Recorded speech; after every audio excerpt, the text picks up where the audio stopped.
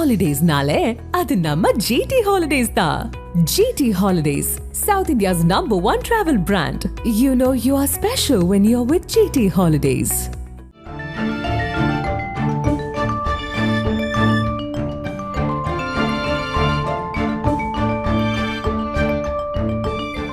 உங்கள் ஜீரண கோளாறுகளுக்கும் வயிற்றெரிச்சலுக்கும் சரியான ஒரு தீர்வு.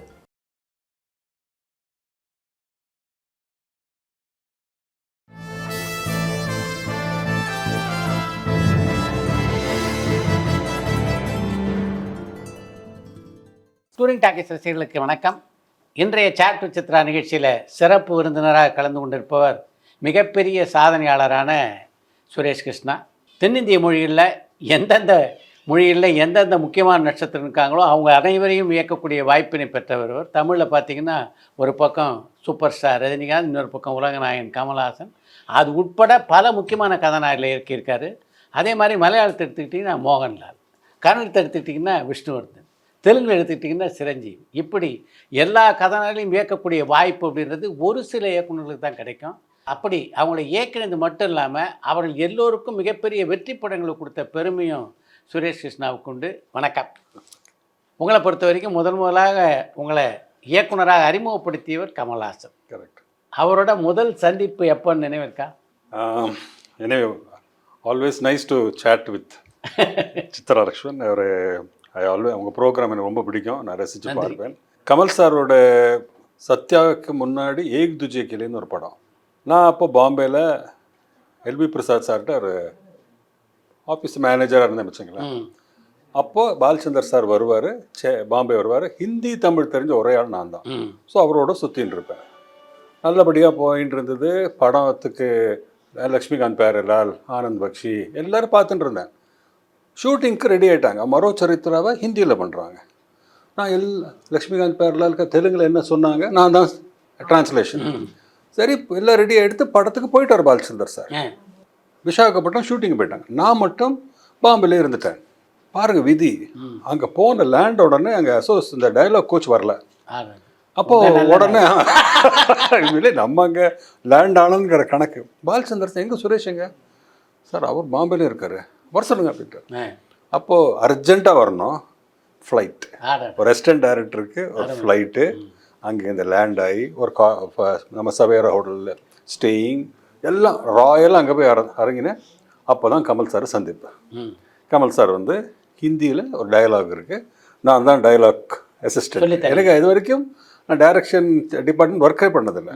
பேப்பர் கொடுத்து டயலாக் எஸ்பெஷலி சார்னு முன்னாடி நின்று, சார் சொல்ல வரேன், பின்னாடியிலேருந்து ஒரு கை தட்டு. திரும்பி பார்த்து அந்த டயலாக் வச்சு வந்துட்டான். இந்தாடா எஸ்கேப். இல்லை, லைஃப் என்னென்னா, எனக்கு தெரியாத வேலை கொடுத்தாங்க. நம்ம எப்படி கோச் பண்ணணும், கமல் சாருக்கு நான் கோச் பண்ணுறது பெரிய விஷயம் அது. பட் நான் வந்து எடுத்து பேப்பரை டயலாக் மாடுலேஷன் எல்லாம் சொல்லணும். அதுக்கு ஒரு ப்ராக்டிஸ் வேணும், அதுக்கு ஒரு ட்ரைனிங் வேணும். நம்ம ஏதோ தெரியும் ஹிந்தி அவ்வளோதானே, பேப்பர் கையில் வச்சுட்டுருக்கேன். கோச் வந்துட்டார், சார் நீங்களே பேசுங்கன்ட்டு. அப்படி இப்போ வந்துட்டார்ல சுரேஷ், வந்துட்டான், என்ன பண்ணுறது, இங்கேயே இருந்துட்டாங்க. அதோட ஏக் துஜே கேலி ஒர்க் பண்ணேன். ஏக் துஜே கேலி ஒர்க் பண்ணும்போது சுரேஷ் என் பின்னாடியே, ஏன்னா நான் தான் எல்லாத்துக்கும் டயலாக் ட்ரான்ஸ்லேட்டராக இருக்கிறதுனால எனக்கு கமல் சாருக்கு ஒரு பயங்கர அண்டர்ஸ்டாண்டிங் வந்துடுது. அவருக்கு என்ன ரொம்ப பிடிச்சி போச்சு. அதில் ஒரு இன்ட்ரெஸ்டிங் இன்சிடென்ட் இருக்குது. அந்த வாசு சப்னா அது எழுதுனேன் தெரியுமா, ஒரு இதில் பெரிய ராக்கில். அது வந்து ஒரு பெரிய மலை ஏறணும். நான் மட்டும்தான் ஹிந்தி எழுத தெரியும். கமல் சார் வாங்க சொல்லிட்டு கூட்டிட்டு போகிறாரு. கீழே மட்டும் பார்த்துடாதேன்னாரு. சொல்லும் போதே நமக்கு கீழே பார்க்க தோணும். போய் மேலே சார் ஒரு 30 ஸ்டோரி பில்டிங் ஹைட்டில் இருக்குது. சின்ன கேப்பு. கமல் சார் காலை பிடிச்சுட்டு இருக்காரு, இன்னொரு கையில் பெயிண்ட் வச்சுட்டு இருக்காரு. நான் ப்ரஷ்ஷால் ஒரு கையில் ராக்கை பிடிச்சிட்டு எழுதணும். கீழே பார்க்காதே சுரேஷ், நீ பாட்டுக்கு தைரியமாக சார். சரி சார், இப்போ இருக்கார் நம்பிக்கை, வாசு சப்பனா எழுதிட்டு டப்பா அப்படியே ப்ரஷ்ஷை கீழே போட்டுவிட, பரவாயில்ல. அது ஹை ஸ்பீடில் கீழே போகும் அந்த ப்ரஷ்ஷு. அந்த அப்போ தான் ஹைட்டு தெரியும் நமக்கு. அப்படியே கையை பிடிச்சி முள்ள ஹெல்ப் பண்ணார். அவர் அங்கேருந்து ரத்தி அப்புறம் கொண்டு வந்தாங்க என்னை கீழே.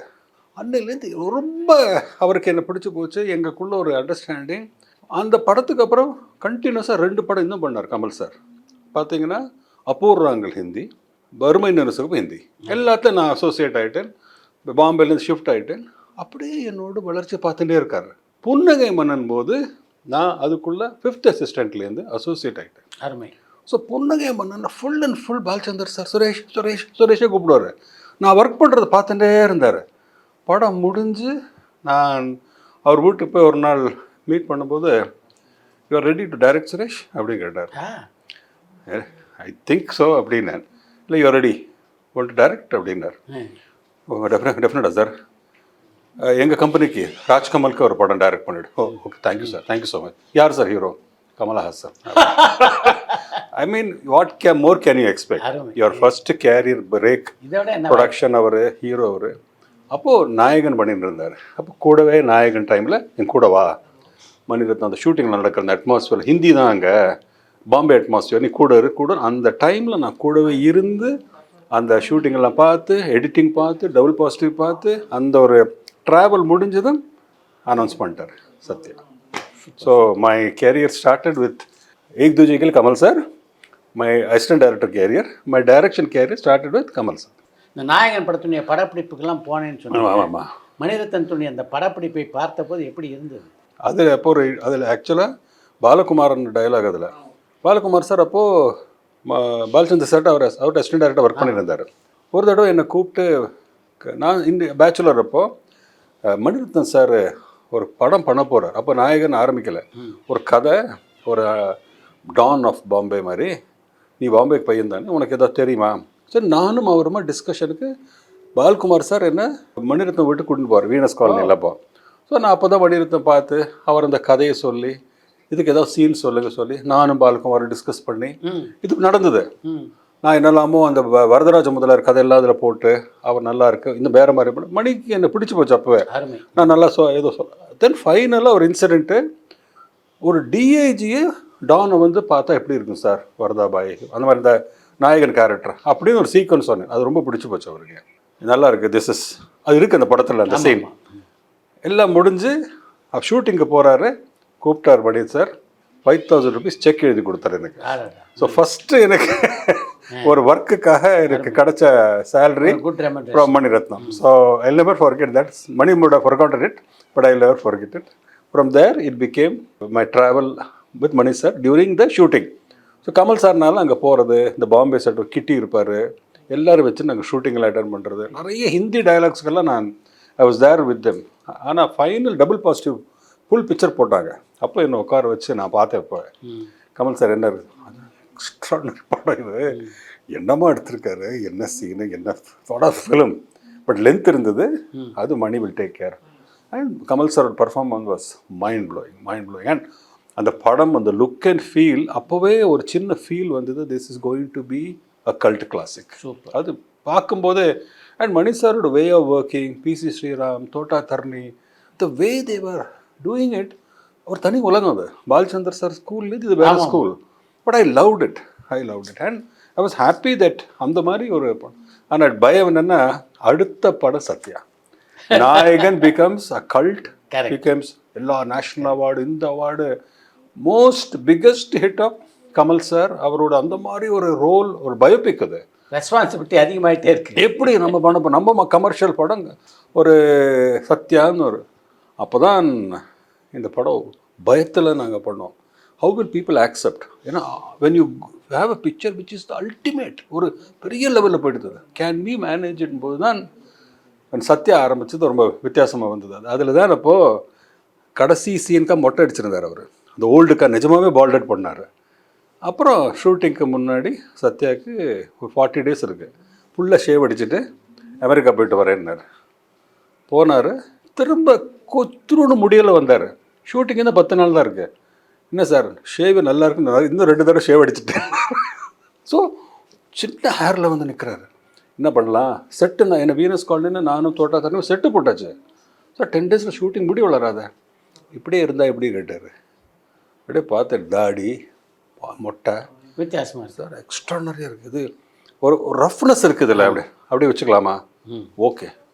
ஆனால் எனக்கு ஒரு சின்ன இது சார், என் பாம்பேயில் எப்போதுமே இந்த கடா போட்டுப்பாங்க. என் ஃப்ரெண்ட் ஒருத்தர் உண்டு, அது ஃபைட்டுக்கெல்லாம் போட்டுமா, ஓகே கடா, ஒரு கார்ட்ரை பேண்ட், இன்டெக் ஷர்ட்டு, அந்த ஃபோல்டட் இது அப்படியே வேறு மாதிரி இருந்தது. Sir I think this is my Sathya அப்படின்னு சொல்லிட்டு வி ஸ்டார்ட் சத்யா. அந்த படத்தில் இளையராஜாவோட பணியாற்றியது எப்படி?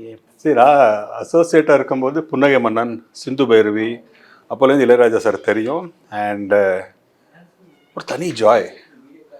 சிந்து பைரவி உங்களுக்கே தெரியும், எப்பேற்பட்ட ஒரு கிளாசிக்கல் கர்நாடிக் சாங்ஸும் ஃபேபுலஸ் மியூசிக். அது அட்லீஸ்ட் அவரோட ரேஞ்ச் ஆஃப் சாங்ஸ் அதில் ஜேசுதாஸ் பாடுனது, அதை நாங்கள் எக்ஸிக்யூட் பண்ணுறதுக்கு பாலச்சந்தர் சார் கஷ்டப்பட்டு பண்ணது, அதெல்லாம் unbelievable. It's a great. Sivakumar சாரோட பர்ஃபார்மன்ஸ் எல்லாமே I think one of the finest films of Balachander sir. I am happy that அவரோட ஒரு கிளாசிக்கில் நான் ஒர்க் பண்ணேன். அதில் Ilaiyaraaja sir was an extraordinary work. Punnagai Mannan போது ஐ நெவர் ஃபர்கெட் இளையராஜா சாரோட மதுரை போனோம். ஆர்த்தி ஹோட்டலில் composing. Balachander sir, Vairamuthu sir, நாங்கள் எல்லாம் போனோங்க. போய் அங்கே ஆர்த்தி ஹோட்டலில் கார்த்தால சுச்சுவேஷன் சொன்னார். எல்லா சுச்சுவேஷன் ஒரு 6 சுச்சுவேஷன் சொல்லிவிட்டு, ஓகே நான் கோவிலுக்கெல்லாம் போயிட்டு வரேன் சொல்லிட்டு நான் ரஜினி பாலச்சந்தர் சார் இதுக்கு போயிட்டோம். மீனாட்சி அம்மன் கோவிலுக்கு போய் லஞ்செல்லாம் சாப்பிட்டுட்டு ஈவினிங் தானே இனிமேல் கூப்பிடுவார், இல்லைன்னா அடுத்த நாள் கூப்பிடுவார்னு நினச்சிட்டு கோவில் முடியறதுக்குள்ளே அங்கே வந்துட்டான் மேனேஜர். சார் கூப்பிடுறாருங்க. தட் இஸ் 10 o'clock சொல்லியிருக்கோம், 12 கூட ஆகலை. என்ன கூப்பிட்றாரு, ஏதோ சுச்சுவேஷன் டவுட்டாக இருக்குமோ அப்படின்னு சொல்லிட்டு நானும் பாலச்சந்தர் சார் உடனே வந்தோம். உட்காந்துங்க. உங்கள் ஃபஸ்ட்டு சுச்சுவேஷன் தன்னன்ன தன்னா தனினா தன் ரெடி எடுத்து. அடுத்தது